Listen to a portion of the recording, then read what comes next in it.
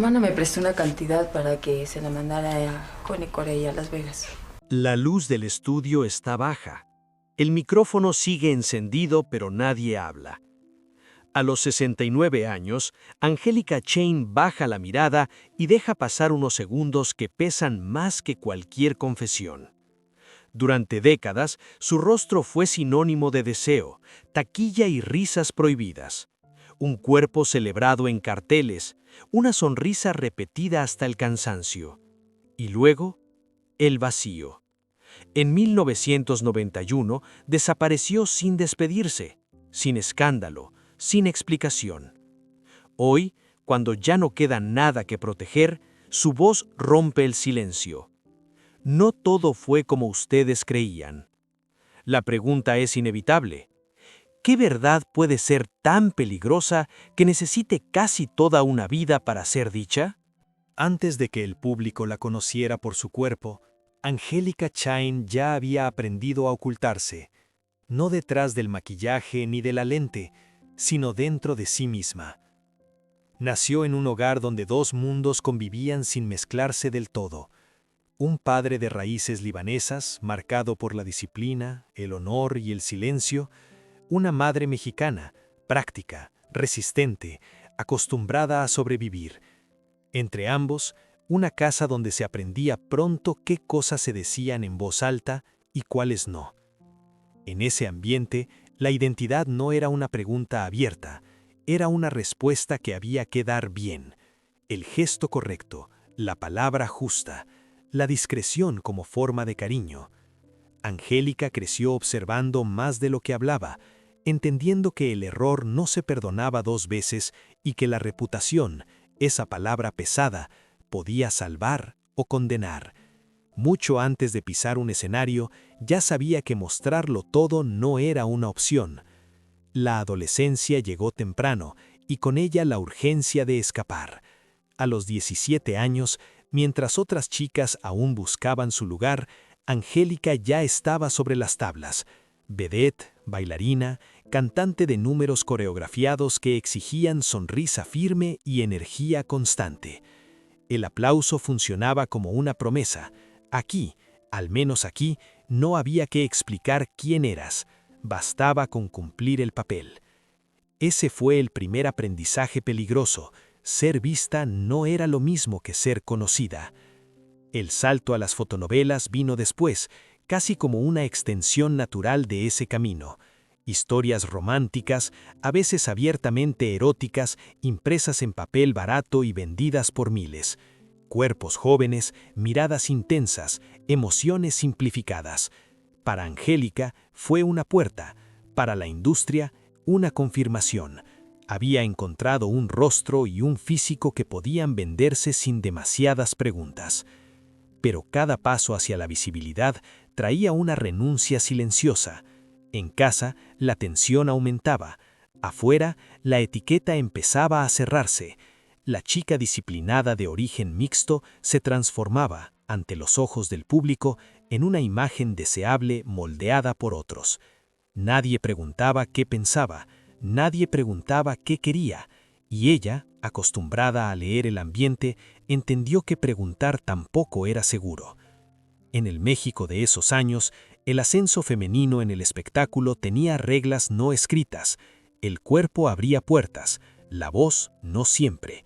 Y Angélica aprendió a sobrevivir en esa lógica, no porque la aceptara del todo, sino porque oponerse significaba volver atrás, y volver atrás no era una opción. Detrás de cada sesión fotográfica y cada función había una rutina de control. Medidas, horarios, miradas ajenas evaluándolo todo. El personaje comenzaba a solidificarse. La joven que había crecido entre dos culturas empezaba a vivir entre dos versiones de sí misma, la que actuaba y la que callaba. Una visible, la otra cuidadosamente protegida. Con el tiempo, esa división dejó de ser una estrategia y se volvió una forma de vida. La intimidad quedó reducida a espacios cada vez más pequeños, decir menos, explicar menos, resistir, porque en su mundo, equivocarse en público tenía un precio, y Angélica lo sabía mejor que nadie.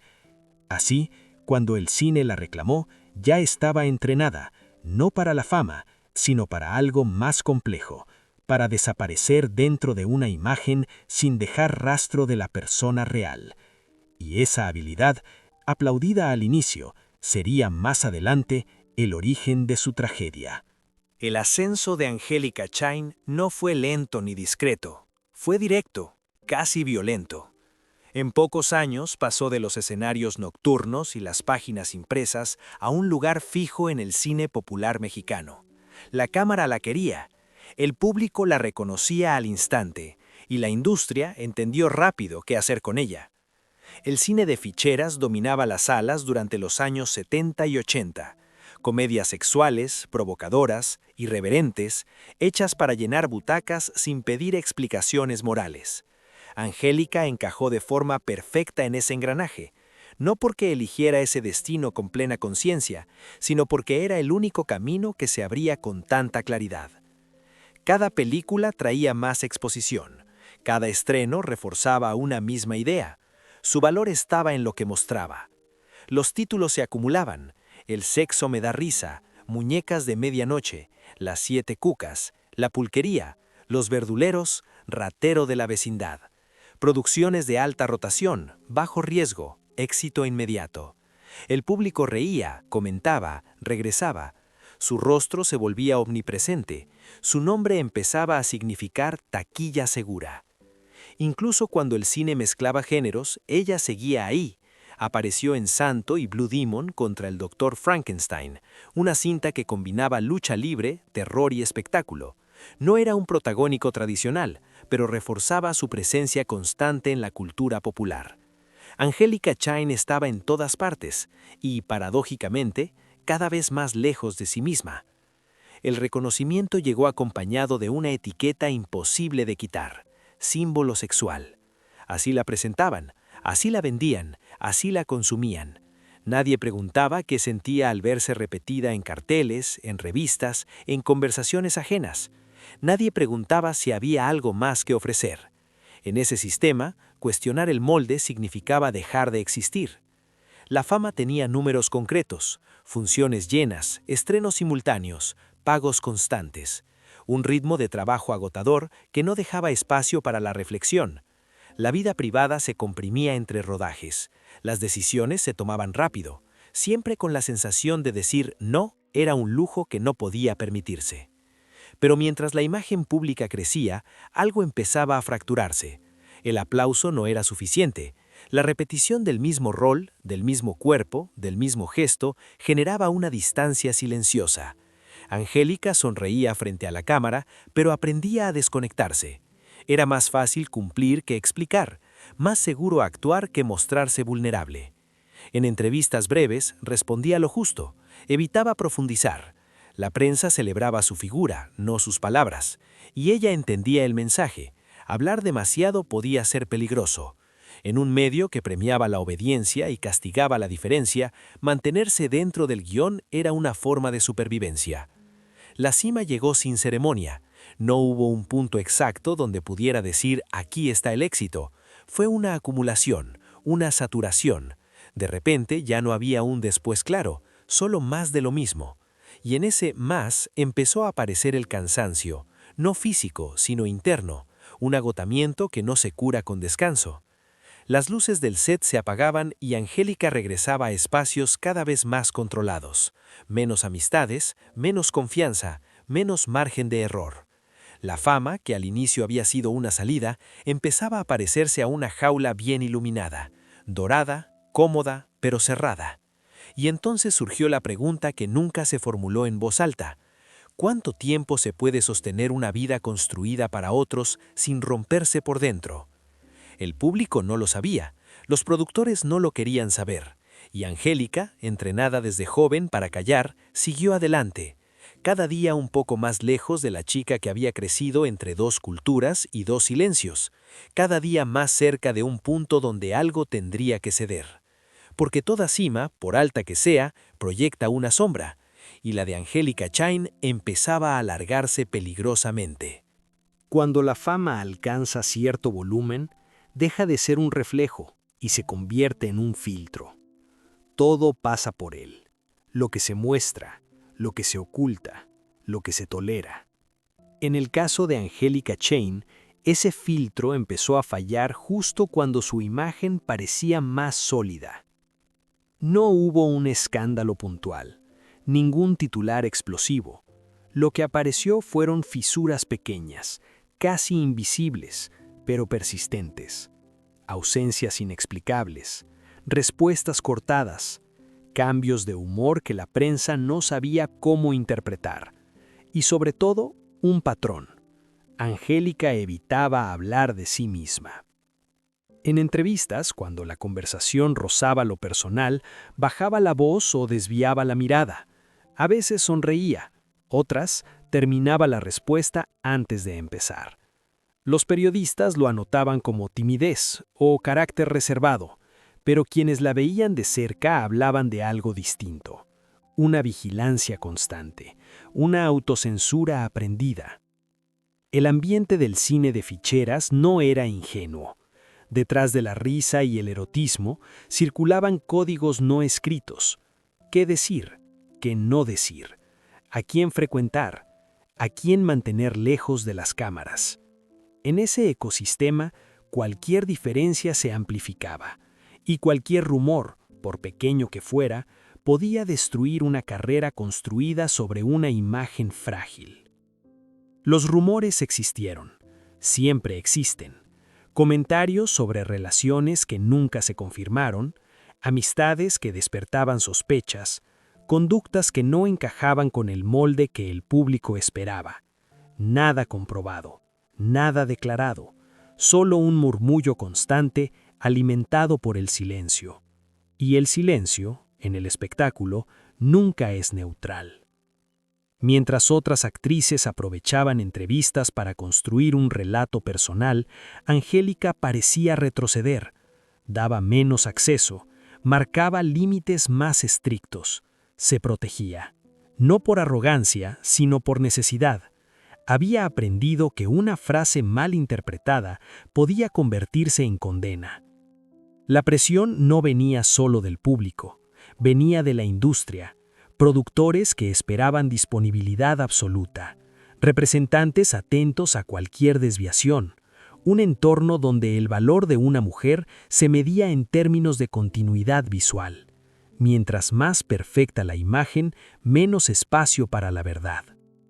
En privado, su círculo se redujo, menos celebraciones públicas, menos apariciones espontáneas, cada paso parecía calculado, no para avanzar, sino para no caer.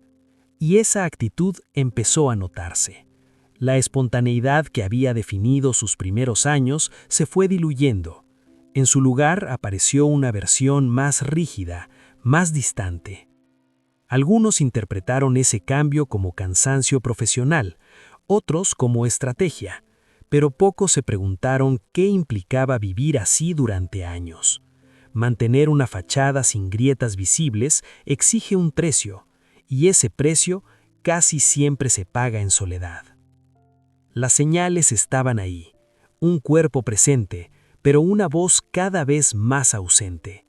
Una figura pública hiperexpuesta, pero una vida interior herméticamente sellada. La contradicción se hacía evidente. Cuanto más se hablaba de Angélica Chain, menos se sabía realmente de ella. Y entonces apareció el elemento que lo cambiaría todo. Una relación que no pertenecía al mundo del espectáculo. Un vínculo con un universo distinto, donde la discreción no era una opción, sino una regla. Donde la exposición no sumaba, sino que restaba. Donde el pasado podía convertirse en un problema a resolver. A partir de ahí, las fisuras dejaron de ser rumores y empezaron a tomar forma. Cancelaciones repentinas, proyectos que no se concretaban, un retiro progresivo que nadie anunció, pero todos empezaron a notar. La imagen seguía intacta, el mito también, pero detrás de esa fachada, Angélica Chain parecía prepararse para algo definitivo, no una transformación pública, sino una retirada silenciosa, una salida que no buscaba aplausos ni comprensión, solo paz. y en un medio que nunca perdona el silencio, esa decisión sería interpretada como el mayor de los misterios. El quiebre no llegó con un escándalo, llegó con una decisión silenciosa, un cambio de rumbo que, visto en retrospectiva, marcó el punto exacto donde la vida pública de Angélica Chain comenzó a apagarse sin que nadie pudiera señalar el momento preciso. A finales de los años 80, cuando su nombre seguía teniendo peso en la taquilla y su imagen aún circulaba con fuerza, Angélica inició una relación que no pertenecía al mundo del espectáculo. Enrique Molina Sobrino no era actor, productor ni figura mediática. Era empresario, rico, influyente, parte de un entorno donde la discreción no era una preferencia, sino una norma. Para el exterior, aquello parecía un giro natural, la actriz que decide sentar cabeza, alejarse del ruido, buscar estabilidad. La narrativa era cómoda, fácil de aceptar, pero detrás de esa lectura superficial, algo empezó a cambiar con rapidez inquietante. En 1991, Angélica Chain dejó de filmar. No anunció retiro, no ofreció entrevistas de despedida, no cerró ciclos públicamente. Simplemente dejó de estar. Un día seguía en los carteles, al siguiente su nombre ya no figuraba en nuevos proyectos. En una industria donde cada ausencia se explica con comunicados, su silencio resultó extraño. Los rumores no tardaron. Algunos hablaban de una decisión personal, otros insinuaban presiones. Nada confirmado, nada negado. Pero el patrón era claro. La mujer que había sido omnipresente durante más de una década desaparecía sin explicación. El matrimonio marcó una frontera. Antes, la exposición era parte del trabajo. Después, la exposición parecía convertirse en un riesgo. Las apariciones públicas se redujeron al mínimo. Las llamadas de productores quedaron sin respuesta. Los compromisos se cancelaron. La vida privada pasó a ocuparlo todo. Quienes intentaron acercarse encontraron una barrera nueva, un círculo más cerrado, un control más estricto. Angélica ya no hablaba por sí misma, o al menos no en público. Su historia comenzó a ser contada por otros, con fragmentos incompletos y suposiciones convenientes. La prensa, acostumbrada al exceso, interpretó el retiro como capricho o agotamiento. Pocos se detuvieron a pensar en el costo. Renunciar al escenario significaba renunciar a la única voz que le había permitido existir sin pedir permiso, pero seguir ahí, bajo nuevas condiciones, podía significar algo peor. No hubo denuncia, no hubo enfrentamiento, solo una retirada progresiva que terminó siendo definitiva. Angélica eligió el silencio como forma de supervivencia, no para provocar misterio, sino para protegerse de un entorno que ya no le ofrecía margen de error. Desde fuera, su vida parecía ordenarse. Desde dentro, el precio era alto. La fama se había convertido en un pasado incómodo, la identidad pública en un problema a gestionar. Y la mujer que había aprendido desde joven a callar, entendió que, esta vez, callar era la única salida posible. Así, sin ruido ni despedidas, Angélica Chain dejó atrás el mundo que la había construido, y con ese gesto inició la etapa más oscura de su historia, la de existir sin ser vista y ser recordada sin poder hablar. La desaparición de Angélica Chain no fue un acto dramático, fue más cruel que eso, fue prolongada. Año tras año, su ausencia se normalizó. La industria siguió girando, nuevos rostros ocuparon su lugar, y el nombre que antes llenaba salas empezó a mencionarse en pasado, como si perteneciera a otra época o a otra persona. Lejos de los reflectores, la vida adquirió un ritmo distinto, más lento, más controlado. Angélica dividió su tiempo entre Estados Unidos y Cancún, espacios donde nadie le pedía explicaciones y donde su pasado podía permanecer en silencio. No era un retiro romántico ni una paz celebrada, era una existencia medida, discreta, cuidadosamente alejada de cualquier detonante mediático. El silencio, sin embargo, no es vacío, es acumulación. Cada entrevista no concedida, cada rumor no aclarado, cada fotografía ausente fue construyendo una narrativa ajena. Otros hablaban por ella, otros decidían por qué se había ido. Algunos la acusaban de ingratitud, otros de miedo. Nadie tenía la versión completa, y ella no la ofrecía. Con el paso del tiempo, la distancia se volvió abismo. La Angélica pública quedó congelada en los años 80, joven, deseada, siempre sonriente. La mujer real envejecía lejos de esa imagen, cargando con una identidad que ya no coincidía con lo que el mundo recordaba. Ser reconocida significaba ser malentendida, y eso también cansa. Hubo intentos de contacto, propuestas para entrevistas nostálgicas, invitaciones a homenajes, apariciones cuidadosamente empaquetadas para revivir el mito. Angélica declinó la mayoría, no porque despreciara su pasado, sino porque volver implicaba exponerse a preguntas que no estaba dispuesta o no podía responder en ese momento. En privado, el costo se hacía evidente.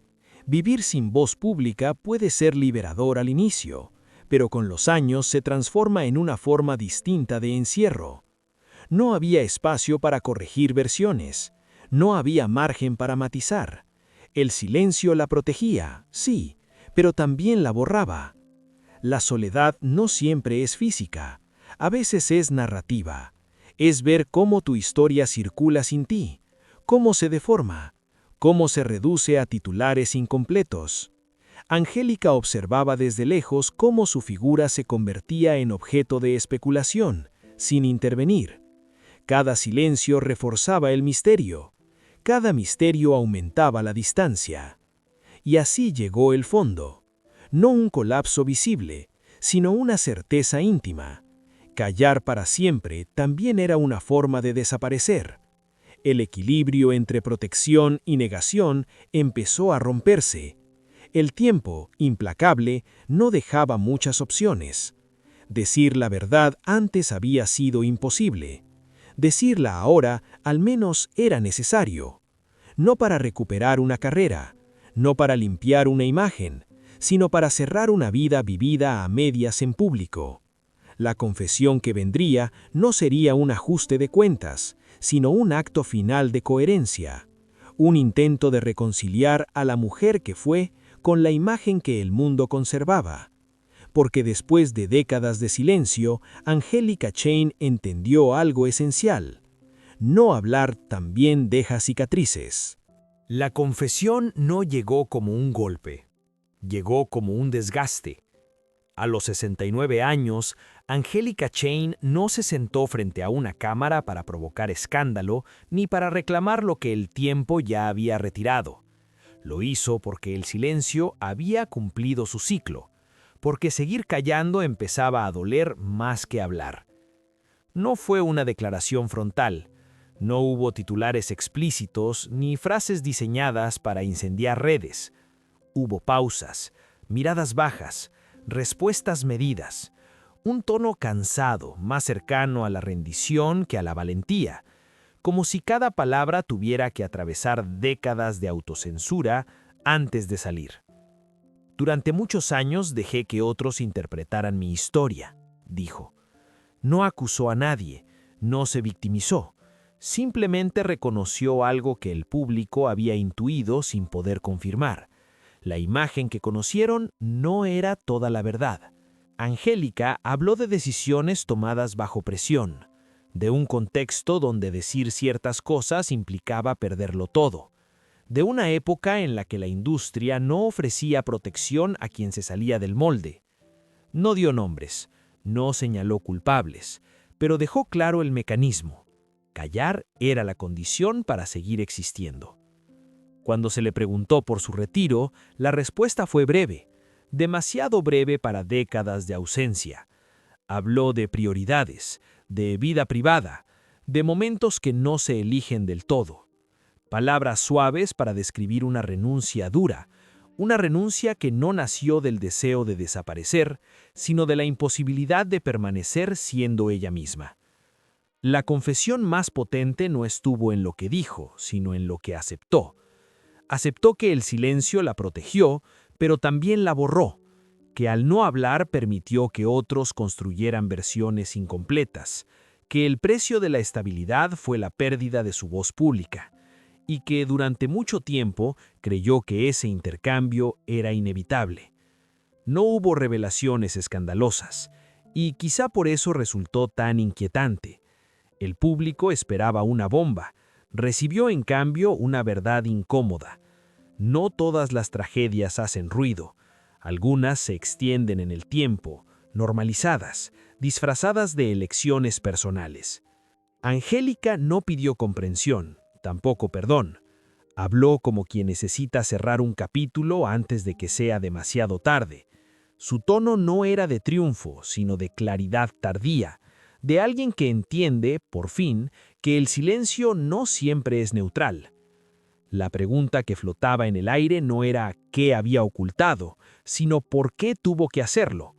Y la respuesta, aunque nunca se formuló del todo, quedó implícita, porque el sistema no estaba preparado para escucharla sin destruirla. A los 69 años, Angélica Chain no recuperó su carrera ni reescribió su pasado, pero hizo algo más sutil y quizá más importante. Reclamó su derecho a nombrar su propia historia, aunque fuera al final del camino. Y en ese gesto tardío dejó una verdad difícil de ignorar. A veces, sobrevivir significa callar, pero vivir de verdad exige, al menos una vez, hablar. Cuando la historia de Angélica Chain se observa en retrospectiva, deja de parecer una excepción y empieza a sentirse como un síntoma, no de una vida mal vivida, sino de un sistema que premió la imagen y castigó la verdad. Su trayectoria no se quiebra en un escándalo ni en una caída pública, se diluye, y en esa dilución hay una lección incómoda. Durante años, el público creyó conocerla, creyó entender su silencio como comodidad, su retiro como elección, su ausencia como olvido voluntario. Pero la confesión final obliga a mirar de nuevo, a aceptar que la fama, cuando se construye sobre un molde rígido, puede convertirse en una forma elegante de encierro. Angélica fue celebrada mientras cumplió el papel, fue olvidada cuando dejó de hacerlo, y solo pudo hablar cuando ya no había nada que perder. Ese orden de los hechos no es casual, revela una verdad más amplia. La industria escucha mientras le conviene, después exige silencio. No hay villanos claros en esta historia, tampoco héroes. Hay contextos, épocas, normas no escritas que definieron qué podía decirse y qué debía esconderse. Angélica navegó ese mundo como pudo, a veces cediendo, a veces protegiéndose, a veces pagando un precio que solo se entiende con el paso del tiempo. Su vida lejos de los reflectores no fue un triunfo ni una derrota, fue una consecuencia. La consecuencia de haber aprendido demasiado pronto que existir en público implicaba renunciar a partes esenciales de uno mismo y que para algunas mujeres el silencio no era una opción, era una condición. Hoy su historia no busca reescribirse, no necesita absolución ni aplausos tardíos, funciona como espejo, como advertencia, como pregunta abierta. ¿Cuántas figuras admiradas han vivido versiones similares, sin la oportunidad o el permiso de hablar? El eco que deja Angélica Chain no está en sus películas, ni en los carteles que aún circulan. Está en esa confesión tardía, dicha sin dramatismo, pero cargada de sentido, en la certeza de que la verdad puede esperar décadas, pero nunca desaparece del todo. Y quizás, al final, la pregunta no sea quién fue Angélica Chain frente a las cámaras, sino cuántas Angélicas siguen existiendo hoy, sonriendo en público, mientras aprenden en silencio a desaparecer.